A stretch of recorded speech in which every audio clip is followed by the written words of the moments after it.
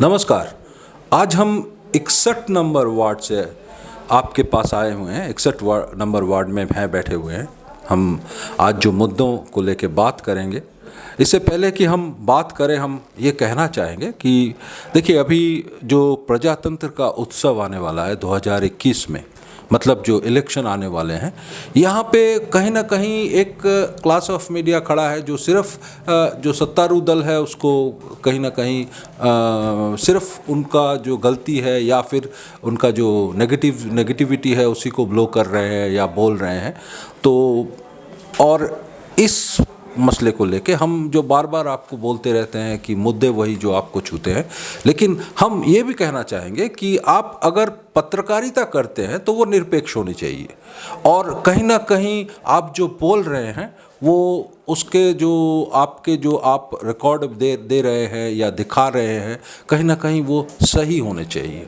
हम जो बात कर रहे हैं, हम आपसे पहले भी रूबरू हो चुके हैं, हम बोल चुके हैं कि हम 3 मुद्दों को लेके हर वक्त जाने की कोशिश कर रहे हैं।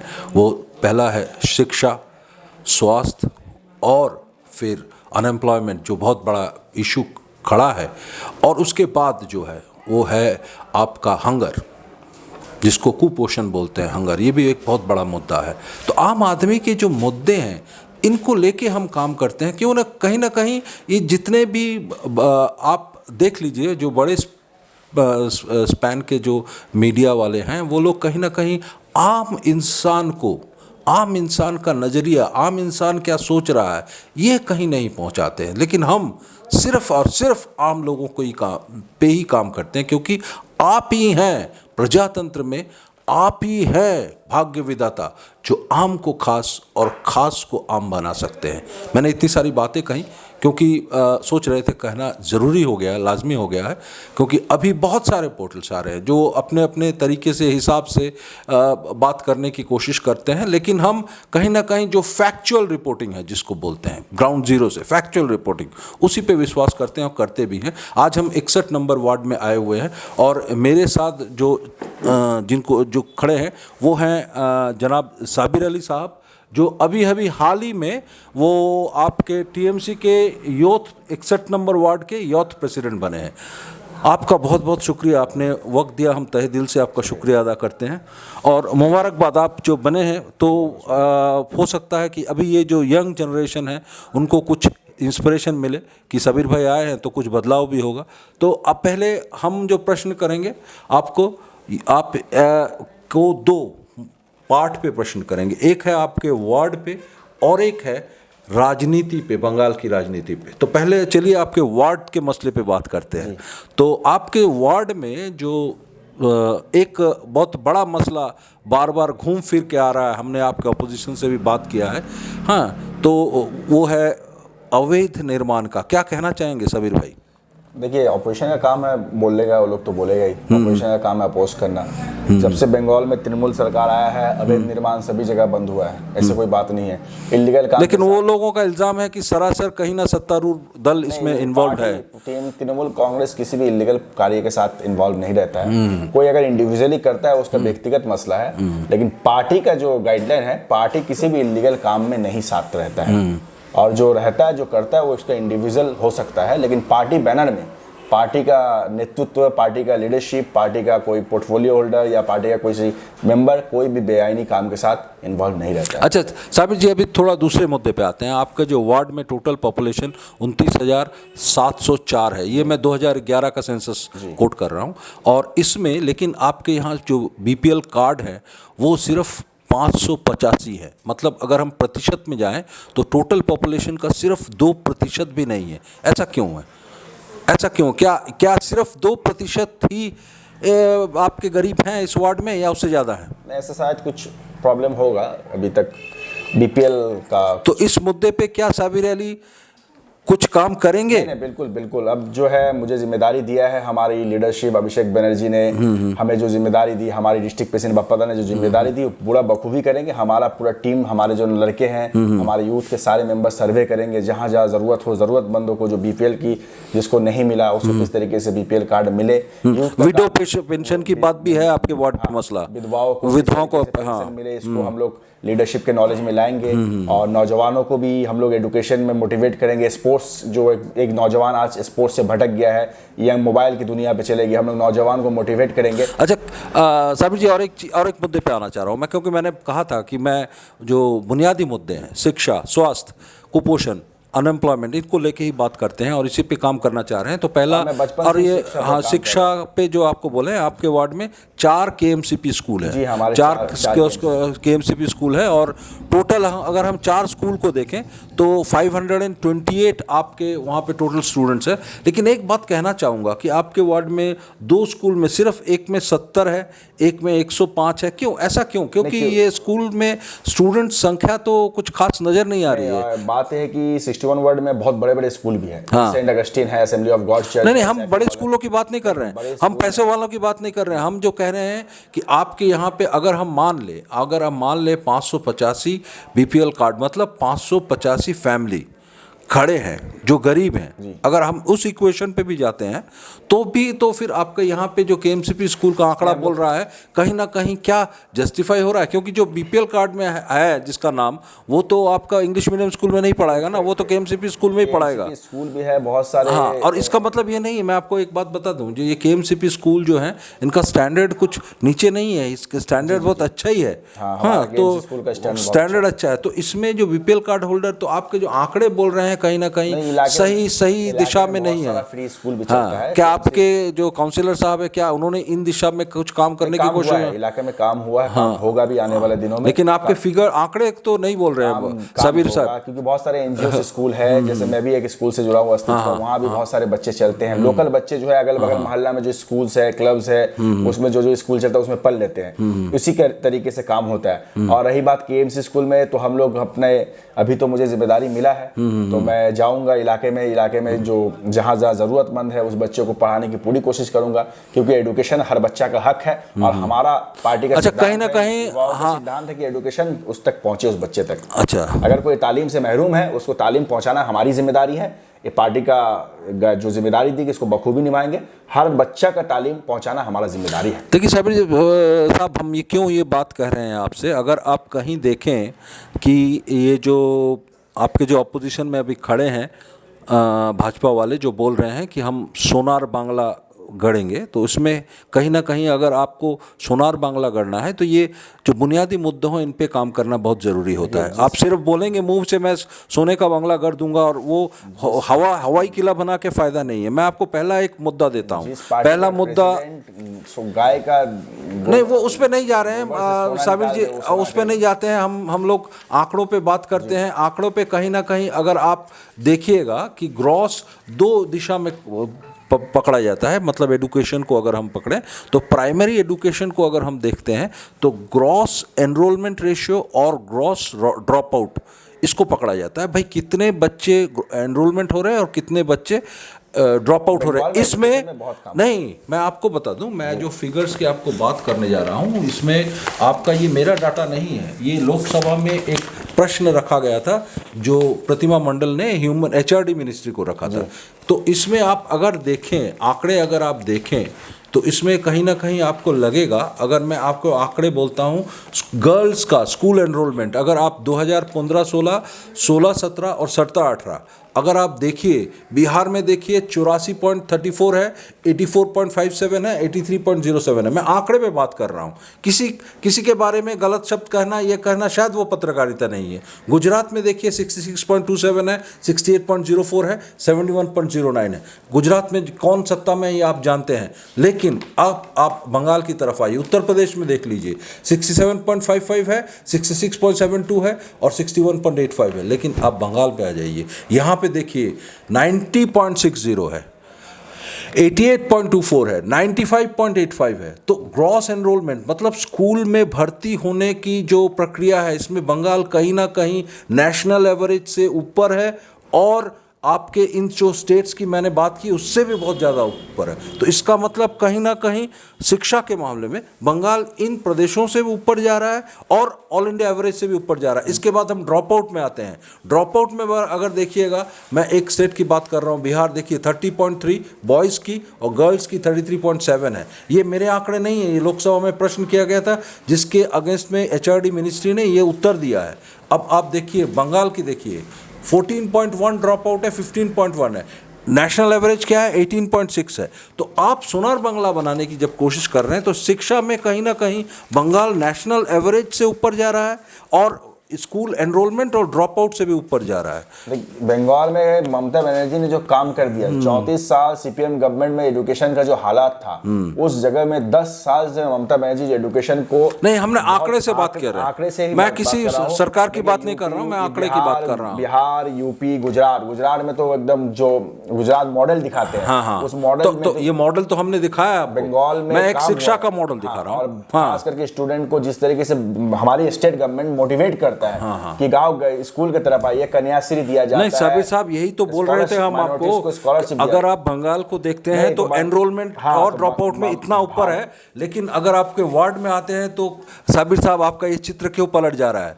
ये प्रश्न अब तो करेंगे आपको, क्योंकि अगर कहीं ना कहीं ममता दी जो कर रही हैं कहीं ना कहीं उसका रिफ्लेक्शन 61 नंबर वार्ड में नहीं आ रहा है। ममता जी ने बहुत काम किया है, लेकिन वो रिफ्लेक्शन नहीं आ रहा है। हम तो आंकड़े में बात करेंगे साबिर साहब, आंकड़ा बढ़ेगा भी, जिम्मेदारी मिला है, आंकड़ा बढ़ेगा। अभी ग्राउंड लेवल में जाके काम करना है, जमीन से लोगों के पास जाके काम करना है। अच्छा, पार्टी ने जिम्मेदारी दी है। साबिर जी, आप यूथ के प्रेसिडेंट बने हैं, तो यूथ के लिए एक स्लोगन जो आ रहा है, इस बार बंगाल हो सके तो संभाल, क्या बोलिएगा? सबीर अली क्या बोलना चाहेगा? युवा ममता बनर्जी और अभिषेक बनर्जी के साथ है। अभिषेक बनर्जी युवाओं का आइडल है। आज जहां अभिषेक बनर्जी, इस बार बंगाल हो सके तो संभाल, ये किसका स्लोगन है? बीजेपी का? जी बिल्कुल, उन्होंने दिया है, इस बार बंगाल हो सके तो खुद को संभालने, क्योंकि 2021 मई के बाद भारतीय जनता पार्टी का नहीं, अगर खुद को संभालने की बात कर रहे हैं तो किस मुद्दे पे आप बोल रहे हैं संभालने के लिए? लोग संभले हुए हैं, पार्टी का लीडरशिप संभले हुए हैं। पार्टी के पास युवा नेता अभिषेक बनर्जी ऐसा लीडर है। अभिषेक बनर्जी मिसाल है आज देश के लिए, सिर्फ चीफ मिनिस्टर के, आने वाला दिन का हिंदुस्तान का प्राइम मिनिस्टर का दावेदार है अभिषेक बनर्जी। जिस तरीके से उनका, वो आपकी सोच है। अच्छा, दूसरे में आ रहे हैं हम लोग, और एक जो प्रोग्राम, अच्छा और एक प्रोग्राम साबिर जी, और एक जिस पे मैं आ रहा हूँ, और एक जो प्रोग्राम हो रहा है पश्चिम बंगाल में बहुत ज़्यादा, द्वारे सरकार को लेके जो प्रोग्राम हो रहे हैं, इस पे कहीं ना कहीं ऑपोजिशन में जो है वो बोल रहे हैं ये इलेक्शन गिमिक है। क्या बोलिएगा सबीर अली, क्या बोलना चाहिए? सरकार एक सक्सेसफुल हमारे प्रोजेक्ट है जो लोगों को फायदा मिला, जिससे कितने करोड़ों लोगों को हेल्थ कार्ड मिला। यहाँ तक कि भारतीय जनता पार्टी के प्रेसिडेंट दिलीप घोष ने भी, उसकी परिवार ने भी हेल्थ कार्ड लिया। हेल्थ कार्ड के जरिए से कितने लोगों का इलाज हो रहा है। जो लोग सरकारी कॉर्पोरेशन और सरकारी, वो लोग तो बोल रहे हैं ये कहीं ना कहीं इलेक्शन गिमिक है। ऑपरेशन का काम है बोलना, जलेंगे। अच्छा, मैं साबिर जी, मैं एक चीज पे जो बात करना द्वारे सरकार जो है वो 1 दिसंबर से 31 जनवरी तक जो प्रोग्राम राज्य सरकार ने जो प्रोग्राम चलाया था, अभी हाल ही में बढ़ाया गया है। इसमें खाद्यश्री आया है, कन्याश्री आया है, शिक्षाश्री है, रूपश्री है, जय जौहर है, फिर आपका अक्षय श्री है और स्वास्थ्य साथी है। तो सबसे ज्यादा जो रेसिप्रोकेशन आया है वो स्वास्थ्य साथी पे आया है, तो रिस्पॉन्स आया है। लेकिन आप कहीं ना कहीं जिस मुद्दे पे मैं बात कर रहा था, शिक्षा, अनएम्प्लॉयमेंट, शिक्षा और जो भूखमरी जिसको हंगर बोल रहे हैं, तो कहीं ना कहीं ये जो प्रोग्राम आप देखिए, खाद्य साथी से कहीं ना कहीं जो हंगर को टैकल करने की कोशिश की जा रही है। अगर आप देखिएगा, कन्याश्री से कहीं ना कहीं शिक्षा में दी जा रहा है आप फिर शिक्षाश्री से भी आपका कहीं ना कहीं, फिर आपका जो है अक्षयश्री, जिसमें आपका SC ST माइनॉरिटीज़ को स्कॉलरशिप के माध्यम से सपोर्ट करने की कोशिश की जा रही है, और स्वास्थ्य साथी के माध्यम से स्वास्थ्य को आपका एड्रेस करने की कोशिश की जा रही है। तो इस पे आपके वार्ड पे कितने आपके जो कैंप हुए हैं, कितने अब तक कैंप हुए हैं, ये हम जानना चाहते हैं। गवर्नमेंट की तरफ से द्वारे सरकार कितने कैंप हुए हैं आपके वार्ड में? 3 कैंप ऑलरेडी हो चुके हैं। कितने एनरोलमेंट आए हैं आपके? कितने? नहीं सर, वो तो आप हवा में बात कर रहे हैं। फिर है जो गवर्नमेंट हमारा जो अनलिमिटेड मतलब क्या, 5 लाख 6 लाख ऐसा तो नहीं हुआ? आपका वार्ड के हर लोग कितना, आपका जो टोटल पॉपुलेशन है 29,700, तो इसमें से आप आपके कितने परसेंटेज लोगों ने, मैक्सिमम तो परिवार आपका फायदा उठाया। हाँ, स्वास्थ्य साथी में कितनों को नाम आया? स्वास्थ्य साथी का तो समझ लिए 90% वर्ग के लोग इस कैंप में जाके फायदा उठाया है अच्छा। सरकार का। अच्छा, हाँ, कुछ नहीं उठा सके, जो जा नहीं सके, नेक्स्ट टाइम कैंप होगा तो चले आएंगे द्वारे सरकार में। द्वारे सरकार का बेनिफिट सिर्फ मेरी वर्ड ने पूरी बंगाल की लोगों तक पहुंचा। लेकिन वो तो अपोजिशन जो बोल रही है गिमिक है, ये इलेक्शन के बाद बंद हो जाएगा। तो देखिए वो लोग बोल रहे हैं, हम नहीं बोल रहे हैं। ये आज का ऑपोजिशन क्या है? जो कल का शुभेंदु तृणमूल का झंडा लिया वो आज का ऑपोजिशन है, कल का मुकुल राय आज का ऑपोजिशन। नहीं, देखिए साबिर जी, ये इस पे नहीं जा रहे हैं क्योंकि लॉजिक जो है ना, बीजेपी के पास फेस नहीं है। नहीं, लॉजिक जो है ये चेंज होता रहता है, क्योंकि एक इंसान एक ए पार्टी से बी पार्टी में चला जा रहा है, उसका लॉजिक जब वो बी में जाता है तो उसका लॉजिक चेंज हो जा रहा है। ये लोग भी समझ रहे हैं। लॉजिक नहीं है, आइडियोलॉजी चेंज हो रहा है। नहीं, आइडियोलॉजी से भी लॉजिक चेंज हो जाता है। गोडसे में जाने में वक्त लगता है। यहाँ पर रात को गांधी था, दिन में सुबह गोडसे हो जा रहा है, फर्क है। ऐसे मिर्जाफर को आइडेंटिफाई करना होगा। बंगाल के लोग ऐसे मिर्जाफरों को भगाएगा इस बात। अच्छा, देख लेते हैं। ये तो जो हमारे भाग्य विधाता है वो क्या सोच रहे हैं उस पर डिपेंड करेगा। अच्छा साबिर जी, और एक प्रश्न पे हम जा रहे हैं अभी। ये जो कांग्रेस और सीपीएम का जो अलायंस हुआ है, इस पे आप क्या कहना चाहेंगे? आपको कांग्रेस सीपीएम नजर आ रहा है कहीं क्या? हाँ बिल्कुल आ रहा है। हमको तो कहीं नजर नहीं आ रहा। हाँ, मेरे ही वर्ड में नजर नहीं आ रहा तो हम बाकी कहीं नहीं। बंगाल में हम अभी मिदनापुर गए थे तो कहीं दूर दूर तक कांग्रेस और सीपीएम का एक झंडा नहीं आया। अच्छा चलिए, आपके वार्ड में तो आपके वार्ड में कांग्रेस का जो है वो लोग तो खड़े होंगे ना? नहीं लगता है कि है कुछ फैक्टर इस वक्त। कितना परसेंटेज ऑफ वोट मिला था लास्ट? आपको कितना परसेंटेज ऑफ वोट मिला था लास्ट आपके जो विधानसभा में कांग्रेस को? अगर पूछे साबिर अली जी से तो कितना परसेंटेज उनको वोट मिला था? सही नहीं उन लोगों तो, क्योंकि वो तो एक सोच है, कोई भी आप ऐसा बोलना तो गलत होगा कि है नहीं। हमारा वर्ड में शायद उन लोगों को 7% या कुछ ऐसा मिला था। अच्छा, इससे ज्यादा नहीं मिल सकता। अच्छा, और एक पे हम एक्टिविटी नहीं है उन लोगों। अच्छा, और एक प्रश्न हम करना चाहेंगे आपसे, क्योंकि मैंने कहा था कि प्रश्न दो भाग में होंगे। साबिर अली से वार्ड पे पास किया जाएगा और एक जो आपके राजनीति को लेकर प्रश्न किया जाएगा। अभी एक बहुत बड़ा इंपॉर्टेंट मुद्दा आ रहा है, वो है अब्बास सिद्दीकी साहब ने, जो फुरफुरा शरीफ के हैं, उन्होंने इंडियन सेकुलर फ्रंट लॉन्च कर दिया है। और कहीं ना कहीं असदुद्दीन ओवैसी साहब ने कहा था कि बोल के गए हैं, वो 3 जनवरी को जो आए हैं, बोल के गए थे कि बंगाल में हम सिद्दीकी साहब के नेतृत्व में इलेक्शन लड़ेंगे। क्या कहना चाहेंगे आप?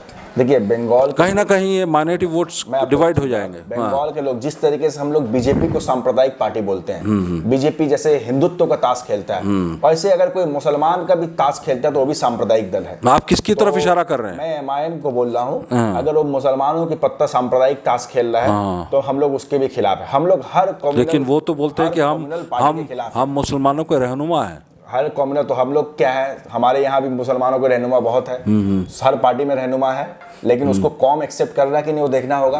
अगर रहनुमा होते तो दूसरे के पीछे आके नहीं खड़ा होते, किसी और के पीछे आके खड़ा हो गए बंगाल में आके, खुद क्यों नहीं आगे बढ़ के लड़े? रहनुमा मतलब पब्लिक, उसको पता है कि बंगाल के लोग जो है उनको एक्सेप्ट नहीं कर रहा है, कहीं ना कहीं उनका पास रिपोर्ट है, इसीलिए किसी और के पीछे में बैकफुट में जाके उनको समर्थन दिए। नहीं, क्या साबिर अली यूथ प्रेसिडेंट की हैसियत से जो बोलना चाह रहे हैं कि ये कोई माने नहीं रखती है बंगाल की राजनीति में? लेकिन एक ही चीज तो बिहार में बोला गया था, वहां तो इक्वेशन उलट गया है। बंगाल अलग है, बंगाल की पॉलिटिक्स और बंगाल की धरती, ये यहाँ पर ही रविंद्रनाथ, नजरुल, नेताजी सुभाष, खुदीराम का धरती है, ये रेवोल्यूशन का धरती है। तो यहाँ जो है सांप्रदायिकता को। चलिए साबिर जी, हम भाषण नहीं सुनेंगे, चलिए हम मुद्दों पे बात करते हैं। अच्छा, अरे अब आखिर में जो बहुत बड़ा इंपॉर्टेंट मुद्दा है, बहुत ही गंभीर मुद्दा है, इस पे बोलेंगे। सिटीजनशिप अमेंडमेंट एक्ट, जो विजय वर्गीय साहब भी आए थे और अमित शाह जी भी बोल के गए मोरलेस कि हम सीए यहाँ पे इम्प्लीमेंट करने वाले हैं, क्योंकि कहीं ना कहीं जो मथुआ संप्रदाय है वो भी बोल रहे हैं कि आप सिटीजनशिप अमेंडमेंट एक्ट इम्प्लीमेंट कीजिए। तो ये कहीं ना कहीं उठ के उभर के आ रहा है, तो इस पे आप क्या कहना चाहेंगे? देखिए, उन लोगों आपका स्टैंड क्या है? जो पार्टी का स्टैंड है, जो हमारी सुप्रीमो का स्टैंड है, हाँ वही बोलते, बताइए ना। सीए एनआरसी के खिलाफ हमारी पार्टी शुरू। क्यों? एनआरसी की नहीं बात कर रहा हूँ मैं, सीए की बात कर रहा हूँ। सीए में आप अगर सिर्फ एक संप्रदाय, जैसे एनआरसी में आप किसी को रिजेक्ट कर रहे हैं, क्या क्यों? सीए में किसी को क्या कर रहे हैं, कहाँ साबिर भाई, संप्रदाय को कहाँ आप सीए को लेके आप क्यों अपोज कर रहे हैं? सीए को लेके मथुआ संप्रदाय जो है हमारे तृणमूल कांग्रेस के साथ खड़े हैं। हाँ। मथुआ नहीं, मैं सिर्फ वो एक एग्जांपल दे रहा हूँ, लेकिन आप ओवरऑल सीए अगर बंगाल में लागू हो रहा है तो आप उसको क्यों अपोज कर रहे हैं? क्योंकि प्रश्न मेरा सीधा है, सीधा है। एक तो जो धर्म के आधार, कहाँ धर्म के आधार, धर्म के आधार आपके मेरे सामने गैजेट पड़ा हुआ नहीं होना चाहिए। आप मेरे सामने साहब ये गैजेट पड़ा हुआ है, ये देखिए सिटीजनशिप अमेंडमेंट एक्ट 2019 आपके यहाँ पे मुझे कहाँ दिखाई है मजहब के नाम पे कुछ किया गया। तो बंगाल में सीए अभी इम्प्लीमेंट का बात मैं सबीर अली साहब से पूछ रहा हूँ, ये क्यों अपोज कर रहे हैं? आप लॉजिक तो दीजिए अपना। सीए और एनआरसी, देखिए एनआरसी की बात नहीं हो रही सर, सीए कनेक्टेड नहीं सर। एनआरसी को अगर आपको समझना है तो फिर आसाम में कोर्ट को समझना पड़ेगा। आसाम में 1979 टू 1985 आंदोलन करना पड़ेगा, सुनना समझना पड़ेगा। बांग्लादेश से आए हुए हिंदू है, नहीं आप सिटीजन सबको देना नहीं सर। आपका अमेंडमेंट जो हुआ है 3 कंट्री को लेकर हुआ है। ये लोग अमेंडमेंट जो देता है सर, ये 6वां अमेंडमेंट है, सुनिए ना, 6वां अमेंडमेंट है, ये पहली बार नहीं हो रहा है। जो है मैं लॉजिक आपका सुनना चाह रहा हूँ साबिर साहब, आपका लॉजिक नहीं आ रहा है। क्या लॉजिक नहीं आ रहा? नहीं, आपका लॉजिक नहीं आ रहा। मुझे आपका लॉजिक चाहिए सर। क्यों आप सिटीजनशिप एक्ट को क्यों अपोज कर रहे हैं? लॉजिक नहीं खड़ा कर रहे हैं। हमारी पार्टी का सुप्रीमो जो बोल दिया वही सिद्धांत, लेकिन आप लॉजिक नहीं खड़ा कर रहे हैं। पार्टी का लीडर हमारा बयान देगा, लीडरशिप क्या आप क्यों अपोज कर रहे हैं इस पे? पार्टी ने जो अमेंडमेंट दिया है, अगर पार्लियामेंट उसको एक्सेप्ट करता है तो हमें सीए आपत्ति नहीं है। हमारा लीडर जो है वहां पर राज्यसभा में, आप क्यों अपोज कर रहे हैं? अगर आपसे कोई यहाँ पे पूछे, आप तो यूथ के प्रेसिडेंट है, तो कोई आपको तो कन्विंस करना पड़ेगा ना, आपके जो यंग जनरेशन है। अगर पूछे भाई सबीर भाई आप क्यों अपोज कर रहे हैं, क्यों अपोज कर रहे हैं? जनरेशन को सबसे ज्यादा चाहिए देखिए शिक्षा, अनएम्प्लॉयमेंट, ये सब यंग जॉब चाहिए। मुद्दा 3 होगा। पहला शिक्षा, नौजवानों को शिक्षा दे, बेरोजगारों को नौकरी और युवाओं को खेल। अभी जो नशा, एक जनरेशन जो नशा की तरफ जा रहा है उसे रोकना है। आजकल के खासकर 14 से 16 साल का, 18 साल के लड़के लोग जो नशा की तरफ जा रहे हैं, उसको हमें नशा से रोकना है। और इलाके में भी अगर कहीं कुछ ऐसा नशा पानी हो रहा है उसको हम लोग कंट्रोल करना है। प्रशासन से भी हम लोग रिक्वेस्ट करेंगे कि नशा मुक्त इलाका चाहिए, नशा मुक्त इलाका चाहिए। तो साबिर जी, आपसे बहुत सारे मुद्दों पे हमने बात किया, लेकिन एक दिन में हर मुद्दा कवर करना संभव नहीं है। हम आते रहेंगे आपके पास, प्रश्न करेंगे। देखिए हम वो नहीं है कि वो जवाब दीजिएगा।